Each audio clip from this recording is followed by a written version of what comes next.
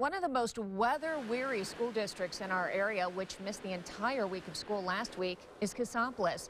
Once the weather finally cleared, a pipe burst damaging the high school, prompting the need for cleanup. WSBT's Rachel Lake was back up in Cassopolis today, where they say they are ready to get back in the classroom tomorrow. Right, Rachel? They're ready, Diane, but not everything will be back to normal. The superintendent says the school may have up to $400,000 worth of damage. So as school resumes, cleanup will continue. But one student I spoke to doesn't mind. She says she's been going stir-crazy sitting at home. Learning how to knit isn't exactly how 8th grader Tia Bush imagined spending these last few days. We're having a good time. We're making the best of it, aren't we? Yep. But her Christmas break got extended. I was shocked. I didn't think that would actually happen to it. A pipe burst in the kitchen last week.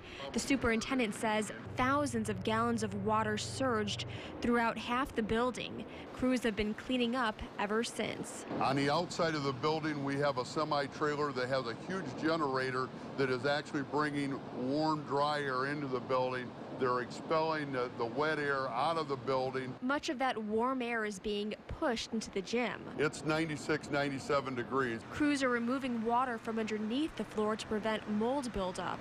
The superintendent says he won't know for another week whether the floor is salvageable.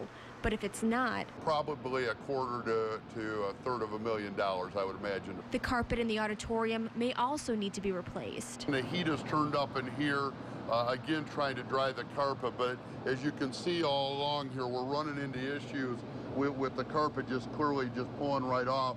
What's happening is that glue is breaking down from all the moisture that we had. The gym and auditorium will be off limits to students for a while. That goes into our auditorium. The cords will continue there. 3 classes have also been relocated after water flooded the rooms they were in. They're at a point where we got to strip them down and go from scratch. Despite the disorder, Bush says she's more than ready to head back to school. Because there's really nothing to do and I miss my friends. But at least she got to spend extra time with her grandmother.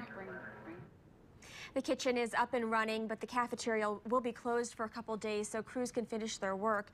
The kids will eat in the library. As far as the gym goes, the superintendent says it'll be at least a month before that reopens. Boy, so much damage up there. Rachel, do we know how students are going to make up those missed days from last week?